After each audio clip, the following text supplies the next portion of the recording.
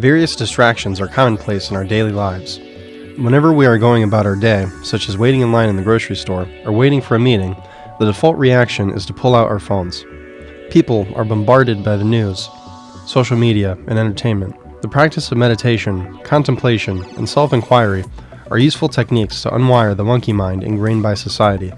This search for mindfulness applies to my own life because in the past few years I've been meditating regularly. For 20 to 30 minutes a day, I attempt to clear my mind and let go of anything bothering me. At first, being outside, focusing on my breathing, is relatively peaceful. As time passes, however, I'll all of a sudden be thinking about economics or something that happened years ago. After meditating regularly, you discover just how distracted you are. Quote, "We recover ourselves, and we can encounter the beautiful things around us in the present moment. The past is gone. The future is not yet here. If we do not go back to ourselves in the present moment, we cannot be in touch with life." Thich Nhat Hanh. In the Buddhist outlook, a great deal of suffering is caused by our lack of understanding of who and what we really are. During our day, thousands of thoughts buzz through our minds with little awareness to them. We take it for granted that we are a thinker of thoughts, and that the internal has no connection to the external. Thinking is necessary to use language, solve problems, and many other skills we use in our day-to-day lives. However, a problem with excessive thinking arises since we don't take the time to smell the roses, so to speak. To take part in modern society, it's particularly easy to get caught up in materialism, success and failure, and our emotions. Too often we rely on external aspects to become happy, whilst neglecting the psychological and spiritual aspects deep within ourselves. By practicing presence, it shows how the nature of life is transitory. Everything is in a constant state of flux. A common practice in Buddhist and various spiritual practices is conscious breathing. When practicing conscious breathing, you feel the sensations in your body, while tuning out the thoughts in your mind. When the thoughts dissolve, you are in a state of being. After enough experience with this, the realization comes that you are not your thoughts, but the observer of the thoughts. Often by identifying with our thoughts, we lose sight of the beauty of what's actually in front of us. By cultivating awareness, we are no longer slaves to our minds. However, although one may have an enlightenment experience, it's still difficult to maintain awareness to other areas of life. One cannot expect to become a Buddha overnight. How can we cultivate mindfulness when surrounded by so many distractions? Any kind of information or entertainment is at our fingertips. We can buy anything on Amazon and it ships the next day. We become accustomed to instant gratification. In Eastern philosophy, however, the process has more of an emphasis. It's critical to have mindfulness while pursuing anything because the process is just as important as the result, if not more so.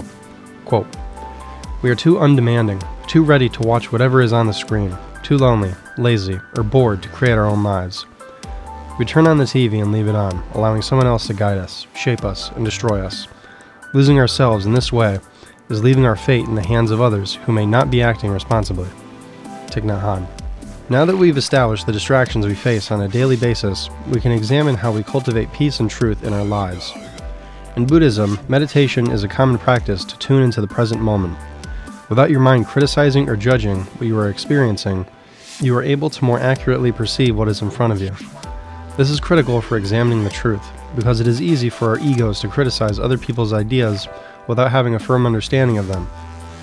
Whether having a conversation, eating a meal, or enjoying time with friends, cultivating mindfulness can pull you out of the mental chatter going on in your head and more deeply experience the present moment. Mindfulness practice could have benefits not only for the individual, but perhaps the rest of society as well. Corporations such as Google, Adobe, and even Goldman Sachs are implementing mindfulness programs for their employees.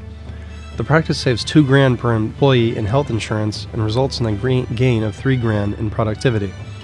However, it's important to emphasize that although some corporations use mindfulness, it doesn't necessarily make them enlightened. Mindfulness has a history in the United States, from Henry David Thoreau, who was familiar with Eastern philosophy, to Ram Dass, who was very prominent in the, quote, hippie movement. In the West, the practice of meditation has also become more secularized. Though it does have origins in Eastern spirituality and philosophy, people aren't teaching it today as if it were a religion. Meditation is also gaining popularity because of how stressed we are due to the rate our society is progressing. People are constantly bombarded with an information overload because of addictive social media and technology. A break for some quiet can be just what employees need. Mindfulness practice also has success for improving the mental health of prisoners. According to Stephen Michael Tumilo, founder of Heart to Heart, quote, "Present moment awareness can radically alter one's experience in the moment, and then it can radically reshape the next steps we take. Prisons have traditionally sought to change the behavior of its prisoners by punishing them. However, transcendental meditation and yoga programs give prisoners tools to reform their lives so they don't come back. Meditation has a number of benefits not only for the individual, but for society as well. We are constantly bombarded by information, which further contributes to how distracted we are from the present moment. When one can put the monkey mind on hold, the worries of the past and future dissolve. What once was considered woo-woo in the mainstream is now starting to pick up interest by corporations, schools, and even prisons.